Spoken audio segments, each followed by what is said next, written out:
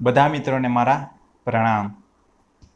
Share બજારની અંદર હવે હું તમને જે સમય વિશે વાત કરવા જઈ રહ્યો છું કે અહીંથી માર્કેટ અને ઘણા બધા શેર જે અત્યારે નીચે આવી ગયા છે, તો હવે માર્કેટ કઈ રીતે આખું ચાલવું જોઈએ તેની હું તમને જરાક કઈ રીતે સમય લાગશે, કઈ રીતે એની ચાલ હશે માર્કેટની, તે હું તમને વાત કરી દઉં। અને મારી વાત એક દિવસ કે બે દિવસની નહીં હોય, મારી જે હું તમને વાત કરીશ શેર બજાર વિશે તે 1 મહિનો 2 મહિના એવી રીતના હશે આખી।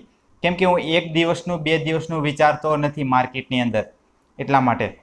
કેમ કે એક બે દિવસમાં તો ઘણી વખત તો રેન્જ બાઉન્ડમાં થઈએ, પણ આપણે બધું માર્કેટનું એનાલિસિસ આખું જોવું હોય તો આપણે આખું જે પ્રિડિક્ટ હોય મહિના દીનું તેને કરવું પડે। તો આપણે 1 મહિનામાં 2 મહિનામાં કઈ રીતે આખું સ્ટ્રક્ચર ચાલશે તો આપણે એની ખબર પડે।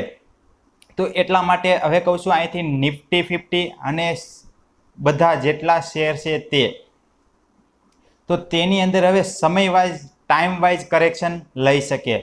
તો જૂન મહિના લગીન, જૂન એટલે 6ઠા મહિના લગીન આપણે માર્કેટની અંદર રેન્જ બાઉન્ડ ચાલવાના સંભાવના છે માર્કેટની અંદર, કે અહીંથી ઘડીક ઉપર જશે માર્કેટ, ઘડીક પાછું નીચે પડી જશે, એક અઠવાડિયું ઉપર ચાલે, એક અઠવાડિયું નીચે ચાલે, એવી રીતના માર્કેટ કરશે ધીમે ધીમે।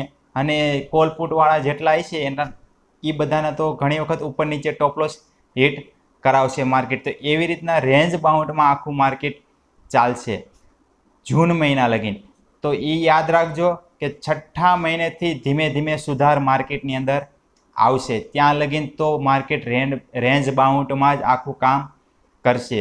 અને અહીંયા હું તમને બીજી વાત કરવા માગું છું હતેન, કે ઘણા જે શેર બજારની અંદર જે મારી વાત સાંભળે છે, હું શેર બજારની જે વિશે વાત કરું છું તે મારી વાત સાંભળે છે, તો ઘણા વ્યક્તિને મારી ભાષા સમજમાં ન આવતી હોય, તો હું એટલું બધું ભણેલો નથી, એટલા માટે કહું છું કે મારું ભણતર ઓછું છે, તો મારી ભાષા પણ થોડીક આમ તેમ તમને લાગશે સમજવામાં, અને સુધાર હું કરીશ ધીમે ધીમે મારી ભાષાનો। પણ મેન મહત્વ તો એક જ વસ્તુ છે કે શેર માર્કેટમાં જે હું તમને નોલેજ આપું તે સમજાવવું જોઈએ। મારી ભાષા સુધરે કે ન સુધરે એ મહત્વ કરતાં વધારે મહત્વ એ છે કે શેર બજારમાં પૈસા આપણા માઇનસ નુકસાની ન થવી જોઈએ। આપણે એ સમજવાની કોશિશ કરી છીએ કે આપણા પૈસા માઇનસ ન થવા જોઈએ। મારી ભાષામાં જરાક આમ તેમ કદાચ બોલવામાં થઈ ગયું હોય તો એ ચાલશે, પણ પૈસા માઇનસ થઈ જાય છે ને એ નહીં ચાલે। એ મારી આ વાત તમે યાદ રાખજો। એટલે શેર બજારની અંદર એ વસ્તુ આપણે જોવાની છે કે આપણા પૈસા માઇનસ ન થવા જોઈએ। અને મારી જે હું યુટ્યુબ ચેનલ ચાલુ કરી છે એટલા માટે જ કરી છે કે જેટલા વ્યક્તિ મારી સાથે જોઈન્ટ થાય ને એના પૈસા કમાઈ ન હોગે ને તો એક વાત જ અલગ છે, હું એમ કહું છું, પણ મેન વસ્તુ તો માઇનસ નહીં થવા દો પૈસા। કેમ કે મારો જે સમય પ્રમાણેનો ખેલ છે ને, કમાઈ તો લે છે જ પૈસા, નહીં કમાય એમ નહીં, પણ મહત્વ છે નુકસાનીમાં ન આવવા જોઈએ। નુકસાનીમાં તમે નહીં આવો ને એટલે ઓટોમેટિક કમાણી ધીમે ધીમે ચાલુ થઈ જશે શેર બજારની અંદર। અને શેર બજારની અંદર એક વસ્તુ કે એક દિવસ બે દિવસમાં આપણે ઝડપથી પૈસા કાઢી લેવા, 5,000 10,000 એવી ગણતરીએ કોઈ દિવસ નહીં કામ કરવાનું। ભલે તમારે 5 વર્ષ લાગે, 10 વર્ષ લાગે, પણ કમ્પાઉન્ડિંગની તાકાતને સમજીને શેર બજારની અંદર કામ કરવાનું। કમ્પાઉન્ડિંગની તાકાતને આપણે સમજીને કામ કરીને તો જ આપણી વિજય થાય। બાકી કોલ પુટમાં રોજના બાય સેલ કરીને આપણે પૈસાવાળા થઈ જાય એ આપણે શક્ય નથી। અને એક વ્યક્તિ મને મળ્યા હતા અને એણે મને એમ કીધું હતું 20 વર્ષ પહેલાં કામ કરતા હતા શેર બજારની અંદર, અને તે પછી હજી કરે જ છે। તો હજી એને સમય એવો કાઢ્યો માર્કેટની અંદર કે કોલ પુટ જ કરતા હતા। ઘણી વખત શેરમાંય બાઇંગ કરે, પણ કોલ પુટમાં બાઇંગ કરતા હતા નકરું, તો એ એમ કહેતા હતા કે હું બાય સેલ કરવામાં જ રહ્યો।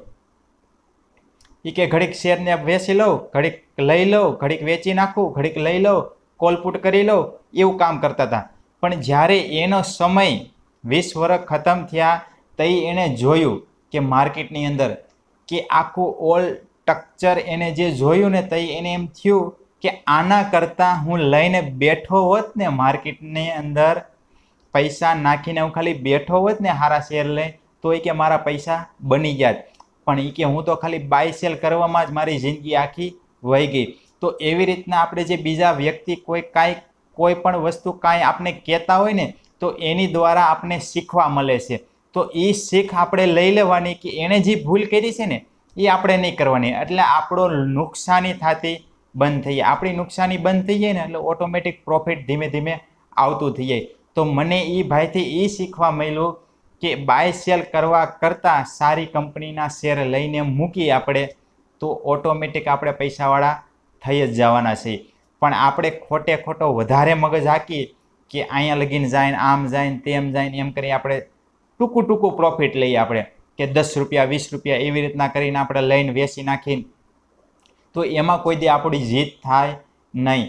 કેમ કે માર્કેટ આખું એનું સ્ટ્રક્ચર છે, એક સાયકલ છે, એ સાયકલ પ્રમાણે ચાલતું હોય માર્કેટ. તો એ સાયકલ જ આપણે આખી લેવાની કે તમારા પૈસા ગમે ત્યારે માર્કેટની અંદર નાખીએ આપણે તો આપણે એક વસ્તુ જોવાની કે 50% પ્રોફિટ લઈને જ નીકળવાનું માર્કેટની અંદરથી.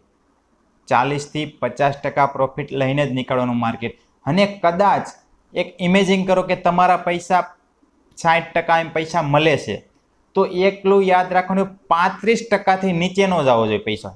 તમારે લોંગ ખેલવું હોય ને એની અંદર તો કેમ કે માર્કેટનો ભરોસો ન હોય કે માર્કેટ ગમે ત્યાંથી ટર્ન ઓવર આખું કરી દઈએ, એટલા માટે તો આપણે હંમેશા એક યાદ રાખવાનું કે 50%થી ઉપર પ્રોફિટ મળે છે, આપણને 50% પ્રોફિટ મળે છે, પછી આપણે એમ થાય કે આને હજી આપણે આગળ વધારવું છે પ્રોફિટ, તો એક લેવલ આવી જવું જોઈએ આપણું કે 35%થી નીચે હવે ન જાય ને 35% આપણું પ્રોફિટ, 35% જે પ્રોફિટ છે આપણા કેપિટલ ઉપર 35% જે પ્રોફિટ મળે આવશે ત્યાંથી એની નીચે આવશે એટલે હું મારું પ્રોફિટ બુકિંગ કરીને હું બારો નીકળી જઈશ માર્કેટની અંદરથી. તો એવી રીતના માર્કેટની અંદર કામ કરવાનું, એની ઉપર જેટલું ચાલે માર્કેટ એને ચાલવા દેવાનું. તો આ રીતે માર્કેટની અંદર કામ થાય છે.